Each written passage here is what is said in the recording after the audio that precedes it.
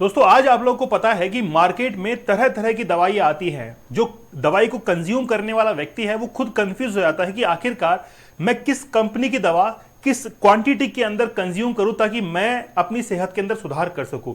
जब भी हम लोग मेडिकल स्टोर के ऊपर जाते हैं तो वो एक खाकी कवर के अंदर हमको एक दवाई थमा देता है। हम लोग सीधा जाकर उसको कहते हैं कि भाई सर्दी जुकाम की हमको दवाई दे दीजिए, तो वो क्या करता है कि 3-4 दवाइयों का एक कॉम्बिनेशन बनाता है जिसके अंदर एक तो एंटीबायोटिक होती है, एक बेसिक दवा होती है, और इसका एक कॉम्बिनेशन बनाकर हमको उस खाकी कवर के अंदर पकड़ा देता है कि भैया इसको 3 दिन ले लीजिएगा, इससे आपका खांसी जुकाम ठीक हो जाएगा। हमको कोई लेना देना नहीं है कि वो दवा जो है वो किस कंपनी की है, कौन से एमजी की वो दवाई दी जा रही है, इसको लेकर हम कभी भी जो है वो अवेयरनेस हम लोग नहीं दिखाते हैं।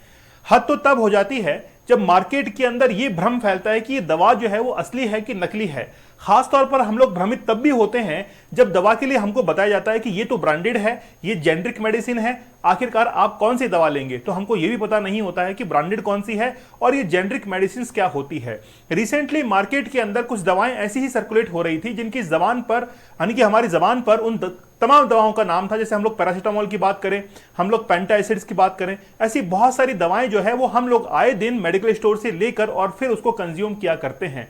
लेकिन आप लोग अगर बिना देखे ही उनको कंज्यूम कर रहे हैं तो आप लोग सावधान हो जाइए। रिसेंटली सीडीएससीओ ने उन दवाओं को बैन कर दिया है क्योंकि वो क्वालिटी टेस्ट के अंदर कहीं पर भी पास नहीं हो पाई हैं। रिसेंटली एक क्वालिटी टेस्ट कराया गया है उन दवाओं को लेकर जिन दवाओं के ऊपर शक था कि इन दवाओं को लेकर कहीं ना कहीं परेशानी हो सकती है ह्यूमन बॉडी के अंदर, और उनके ऊपर वो टेस्ट कराया गया और उसके अंदर वो फैल पाई गई हैं। आप लोग यहां पर खबर को देख सकते हैं कि quality labs by major pharma firms in India 53 drugs and leading companies under scrutiny. तो बेसिकली क्या हुआ है कि बड़ी बड़ी कंपनियां, जैसे सन फार्मा का आप लोगों ने नाम सुना होगा, सन फार्मा की बहुत सारी मेडिसिन आती हैं। इसके साथ में बड़ी दिग्गज कंपनियां हैं जो कि अपनी दवाओं को मार्केट के अंदर उतारती है, लेकिन वो क्वालिटी चेक के अंदर कहीं ना कहीं फेल जो है वो साबित हुई हैं। Sun Pharma, Glenmark, Alkem labs under scrutiny as CDSCO flag 53 drugs for quality failures. Basically quality failures हुए हैं, ये नहीं हुआ है कि वो दवाएं जो है वो बैन हो चुकी हैं। रिसेंटली अभी उनके ऊपर टेस्ट चल रहा है और जैसे ही वो टेस्ट के अंदर पूरी तरीके से फेल हो जाती हैं उसके बाद में सीडीएसओ की तरफ से निर्देश जारी किया जाएगा कि आप इन दवाओं की जगह कोई दूसरी दवा जो है वो ले सकते हैं। अब इनके अंदर बहुत सारी दवाएं आती हैं, जैसे हम लोग पेंटा एसिड की बात करते हैं, बहुत फेमस है। अगर हमारे एसिडिटी हो रही है तो हम लोग झट से मेडिकल स्टोर पे जाते हैं और पेंटा एसिड एक दवा ले आते हैं। खासतौर पर इंजेक्शन जो हैं वो हम लोग लगा लेते हैं, पेन किलर के इंजेक्शन हम लोग कंज्यूम कर लेते हैं और हम लोग मेडिकल स्टोर पर जाते हैं बेफिक्र होकर, क्योंकि हमको इस भैया के ऊपर इतना विश्वास होता है, इतना विश्वास तो डॉक्टर के ऊपर नहीं होता है।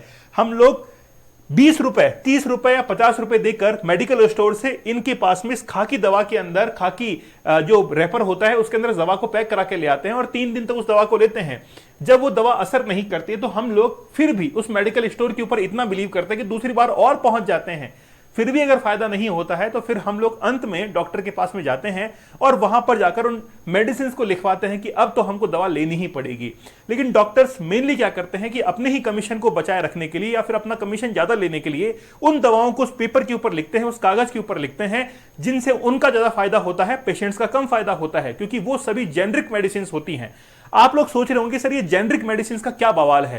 देखिए, जब भी कोई नया फॉर्मूला इजाद किया जाता है तो उस फॉर्मूले के पीछे बहुत मेहनत लगती है, बहुत सारा रिसर्च होता है, बहुत सारा R&D वर्क होता है, और जिस कंपनी ने उसको इजाद किया है उस कंपनी के पास में उसके पेटेंट्स फाइल कर दी जाते हैं कि ताकि इसके अलावा, इस कंपनी के अलावा कोई भी इस दवा को नहीं बना सके अगले 10 से 15 साल के लिए। जैसे हम लोग पेंटाप्रोजोल की बात करें, 1983 के अंदर पेंटाप्रोजोल को रजिस्टर किया गया था, पेटेंट किया गया था और मार्केट के लिए उसको as a medicinal use provide कराया गया था 1994 के अंदर। मतलब 11 साल तक वो एक ब्रांडेड दवा के रूप में काम में आ रही थी और बाद में फिर सभी जितने भी कंज्यूमर्स थे उन तक वो पहुंचाई गई थी मेडिकल यूज के लिए। तो जब भी जेनरिक मेडिसिन लेते हैं तो भले ही वो कॉपीड मेडिसिन होती है लेकिन कुछ तो असर वो भी करती हैं। तो पहले मैं आपको एक डिफरेंस बता देता हूं।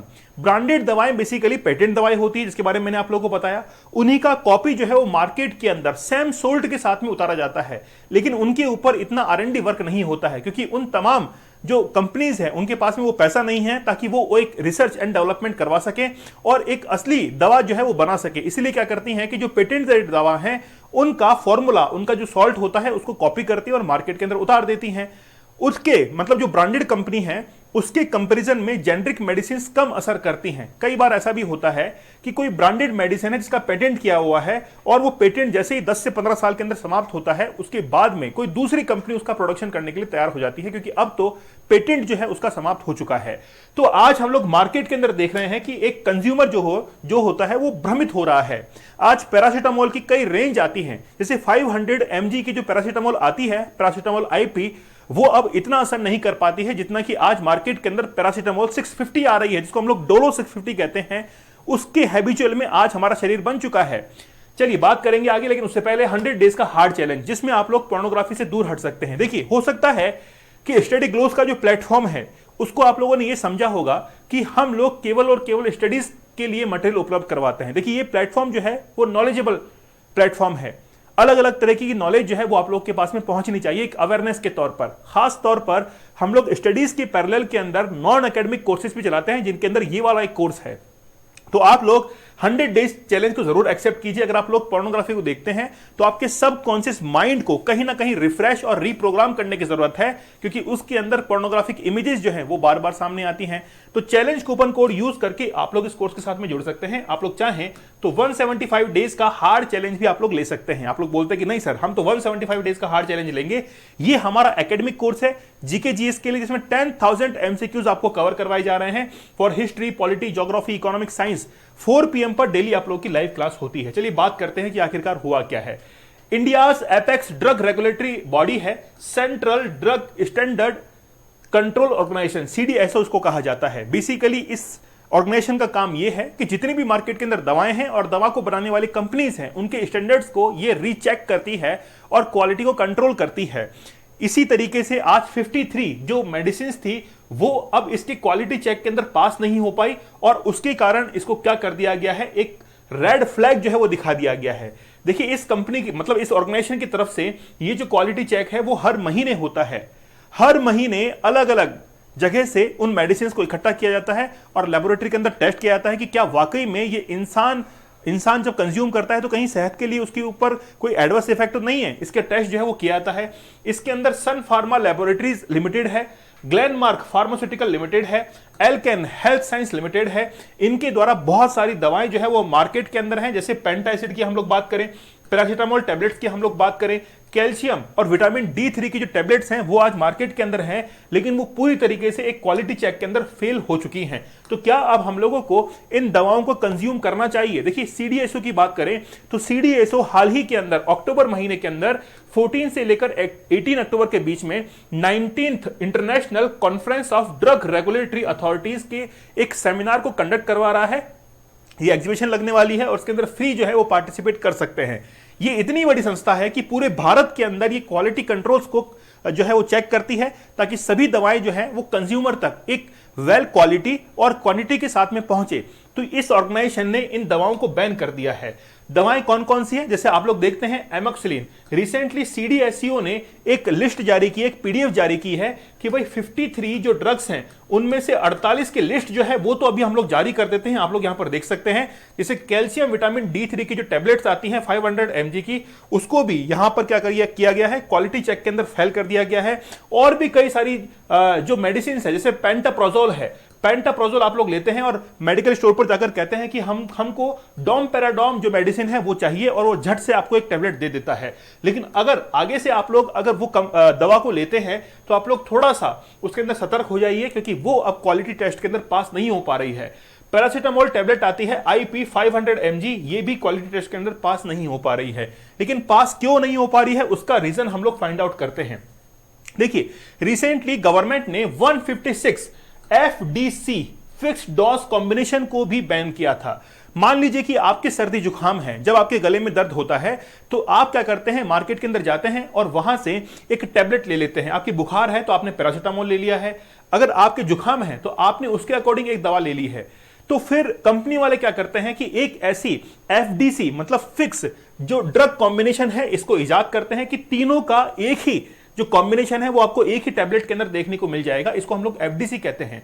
ऐसे कई सारी मार्केट के अंदर टैबलेट जो है वो आती हैं जो कि आपकी बुखार, जुखाम, सबके ऊपर सरदर्द वगैरह एक साथ काम करती है। अब जैसे मान लीजिए कि आपके हाथ के अंदर दर्द है, इसके साथ में गले में दर्द है, आपके सिर में भी दर्द है, आपकी खराश भी है गले के अंदर, आपको बुखार भी हो रहा है, ऐसे कई सारे कॉम्बिनेशन की एक फिक्स दवा जो है वो बना दी जाती है। लेकिन सरकार ने हाल ही के अंदर 156 जो फिक्स डोज कॉम्बिनेशन है इनको भी बैन कर दिया था, जिनके अंदर एंटीबायोटिक्स आती हैं, पेन किलर्स आती हैं, मल्टीविटामिन्स आती हैं। After a review found that they posed health risk, इनको लेकर क्या हो सकता है, हेल्थ रिस्क हो सकता है। क्योंकि अगर मान लीजिए कि आपके गले के अंदर दर्द है तो कि आप केवल गले के दर्द की दवा लीजिए, उसके साथ में अगर आप लोग पैरासीटामोल लेते हैं तो वहां पर आपको एडवर्स इफेक्ट हो सकता है। जैसे कई बार छोटे बच्चे होते हैं, तो छोटे बच्चे की अगर खांसी चल रही है तो मेडिकल वाला ये पूछता है कि खांसी के साथ में क्या बुखार की दवा भी दे दी जाए। तो ऐसी जो मेडिसिन होती हैं उनको हम लोग एफडीसी की कैटेगरी के अंदर डालते हैं। लेकिन रिसेंटली 156 जो एफडीसीज थी उनको क्या किया गया था, बैन किया गया था। जैसे हम लोग बात करें, मेफेनामिक एक एसिड आता है, उसके साथ में मिक्स कर दिया है पैरासीटामोल इंजेक्शन को मिक्स कर दिया है। अब बेसिकली ये क्या होता है कि रिड्यूस करता है पेन को और स्वेलिंग को। जब ये दोनों कॉम्बिनेशन के अंदर आ रही हैं तो इसी को हम लोग क्या कह रहे हैं, एफडीसी ड्रग कह रहे हैं। जैसे हम लोग बात करें कॉम्बिनेशन डोज ऑफ ओमेप्राजोल, ठीक है, मैग्नीशियम और इसके साथ में डाइक्लोमाइन HCl, इन दोनों को अगर मिक्स कर दिया है तो इसको भी हम लोग एफडीसी ड्रग कहेंगे और ये ट्रीट करेगा एब्डोमिनल पेन को। तो ऐसे 156 जो कॉम्बिनेशंस हैं सरकार ने इनको बैन किया था। इसको लेकर पतंजलि जो है वो थोड़ा सा राहत महसूस कर रही होगी, क्योंकि पतंजलि के कई सारे जो प्रोडक्ट्स थे उनको सरकार ने बैन किया था। क्योंकि एलोपैथी और इसके साथ में ये जो मेडिसिन आती है इनको लेकर आयुर्वेद की जो मेडिसिन आती है कई बार कॉन्ट्रडिक्शन आता है कि आखिरकार दोनों में से कौन सी दवा बेहतर है, आयुर्वेद वाली दवा बेहतर है या फिर एलोपैथी वाली दवा बेहतर है। तो हम लोग जब दोनों का यूज करते हैं तो उसके रिजल्ट्स की तरफ जाते हैं कि आयुर्वेद वाली ने मेरे ऊपर अच्छा असर किया है, फिर हम लोग एलोपैथी को देखते हैं कि वो जल्दी असर करती है। तो एक युद्ध जो है वो एक वाक युद्ध जो है वो हमेशा छिड़ता रहता है, लेकिन हम लोग रिजल्ट से ही इसको क्या कर सकते हैं, कंपेयर कर सकते हैं। जैसे हम लोग इस टैबलेट की बात करते हैं, इस टैबलेट को आप लोग देखेंगे ये लिखा हुआ है pantoprazole sodium gastro resistant tablet. जब हम लोग इसके सॉल्ट की तरफ जाएंगे तो इसके सॉल्ट के अंदर बेसिकली आप लोगों को पेन किलर के कई सारे डोज जो है सॉल्ट्स वो देखने को मिलेंगे। लेकिन जब इन टैबलेट्स के अंदर एमाइलेज, प्रोटीएज, ग्लूकोमाइल्स ऐसे कई सारे जो सॉल्ट होते हैं या फिर ये इनको इफेक्ट करते हैं तो हमारे शरीर के अंदर जाकर ये कहीं ना कहीं क्या करते हैं, गड़बड़ करते हैं, है ना, साइड इफेक्ट करते हैं। तो मार्केट के अंदर ये जो ड्रग्स अभी आ रही हैं इनको पूरी तरीके से बैन कर दिया गया है। इसीलिए आप लोग जब भी मेडिकल स्टोर पर जाएं तो उससे पहले डॉक्टर को प्रेस्क्राइब करें, यानी कि डॉक्टर जो प्रेस्क्राइब करता है मेडिसिन वही मेडिसिन ले। क्योंकि बुखार जो है, जैसे मान लीजिए बुखार आपको हो रहा है तो जल्दी खत्म करने का एक अच्छा उपाय यह है कि डॉक्टर के पास में जाकर दिखाएं और उसके बिहाफ पर ही आप लोग क्या लें, मेडिसिन लें। क्योंकि डॉक्टर जब भी देखता है तो मौसम के अनुसार और आपके शरीर के अनुसार वो दवा देता है, ना कि हर के लिए कॉमन होता है। क्योंकि मेडिकल स्टोर वाला क्या करता है कि सभी को एक कॉमन मेडिसिन जो है वो प्रोवाइड करवा देता है। तो 10 में से 2 मरीज तो ठीक होते हैं, लेकिन 8 जो है वो थोड़ा लेट ठीक होते हैं। इससे मेडिकल स्टोर वाले के मजे हो जाते हैं। इसीलिए जब भी आप लोग दवा लें तो थोड़ा सोच समझकर और देखकर दवा लें। आप लोग हमारे 100 डेज के चैलेंज के साथ में जरूर जुड़िए। इस चैलेंज को लेने के बाद आपके अंदर जो कंसंट्रेशन है, जो फोकस है, उसका इंप्रूवमेंट होगा और आपके सब कॉन्शियस माइंड को हम लोग रीप्रोग्राम कर सकेंगे। अगर आप अपनी स्टडीज के अंदर या फिर बिजनेस के अंदर बेहतर करना चाहते हैं तो जरूर इस कोर्स के साथ में जुड़िएगा। 100 डेज तक ये हार्ड चैलेंज है। डेली हमारा 9 PM के ऊपर एक सेशन होता है। तो चैलेंज कूपन कोड यूज करके आप लोग इस कोर्स के साथ में जुड़ सकते हैं। आप लोग चाहें तो 100 डेज के साथ में 75 डेज का चैलेंज ले सकते हैं, मतलब 175 डेज का हार्ड चैलेंज आप लोग ले सकते हैं।